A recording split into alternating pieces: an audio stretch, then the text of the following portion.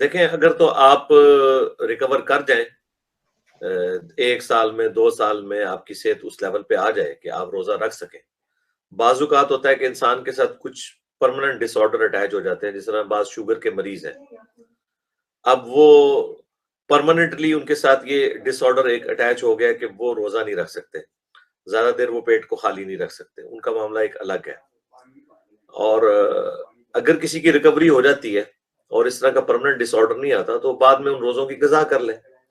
اور اگر وہ روزے اتنے زیادہ ہو جاتے ہیں، جیسے 5-6 سالوں کے اکٹھے ہو جاتے ہیں خدا نخواستہ، جس میں قضا کرنے میں تردد ہے ظاہر ہے، تو پھر وہ ایک روزے کے بدلے ایک صدقہ، یعنی ایک مریض کو، ایک غریب کو کھانا کھلا دیں، صدقہ فطر کہہ لیں اسے، یا آپ ایک وقت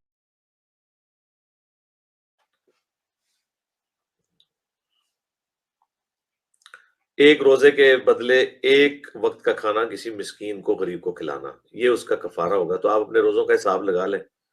تو روزے